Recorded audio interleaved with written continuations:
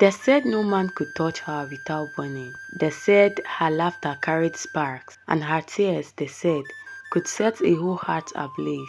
But he didn't care. He loved her anyways, and that love could neither save him or destroy the whole village. Long ago in a dry land, between two mountains, there was a village called Opi. Rain had not fallen for 3 full seasons. The ground cracked and the air always filled with dust. In that village lived a young man named Obi. He was kind, a builder of clay houses, a dreamer of things beyond his reach. His hands were rough, but his heart gentle. Every morning he prayed for rain, not just for the crops, but for hope. Because when a village loses its rain, it begins to lose its faith too. Then, one night, the elders said the gods had sent a child that could bring warmth but also destruction. They called her Nneka, the girl born of fire.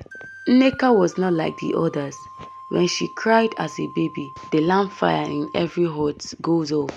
When she laughs, sparks dance from her fingers.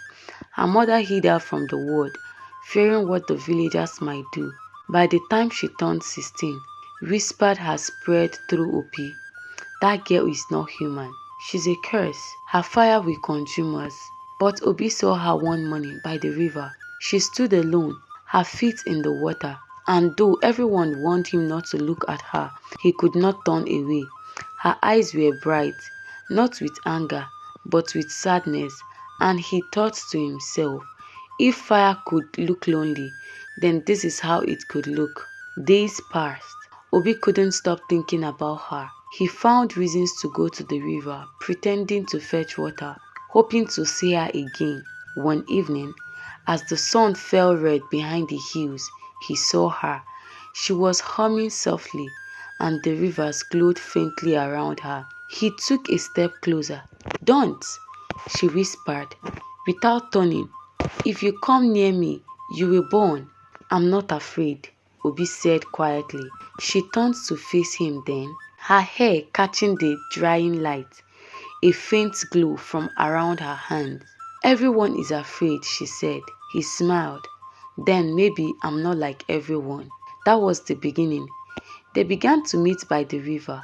Every evening, every sonnet, they spoke of dreams, of stars, of loneliness, and in that quiet place, between day and night, the love began to grow.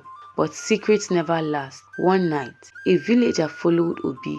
He saw them together, the girl glowing faintly in the moonlight. By morning, the whole village knew. The elders gathered. The chief said, "The gods forbade any man from loving a child of fire. She's a danger to us all," they warned Obi. "If you do not stop seeing her, the curse will spread, you will burn, and so will our land." But Obi refused. He said, "You fear her fire, but the only warmth left in this cold land."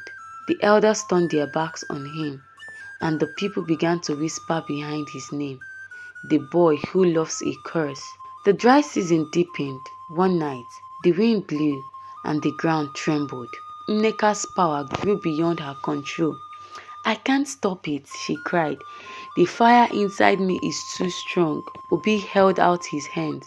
"Then let me help you carry it." She shook her head. "If you touch me, you will die." He took a step closer. "Then let me die loving you." When he touched her hand, just for a moment, the air exploded with light. Trees caught flames, and river boiled. The sky turned red.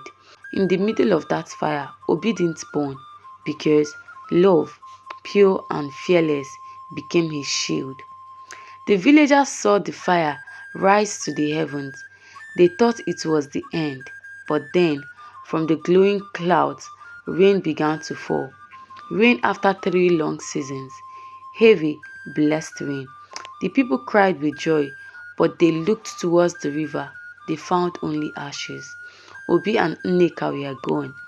Some said the gods took them. Others said rain carried them into the sky. But the river glowed faintly for days after warm, soft, alive. Years passed. Children grew up hearing their story. Lovers began to meet by the river. leaving candles and flowers where the fire once burned. They said sometimes, on quiet nights, when the moon reflects on the water, you can see two figures, a man and a woman, walking hand in hand. Her skin shines like gold, her shadow dances beside hers, and wherever they walk, the night air glows warm. Love is not always quiet. Sometimes it burns. Sometimes it breaks the law of gods and men. But in the end, it always leaves light behind. They feared her fire, but it was her love that saved them all.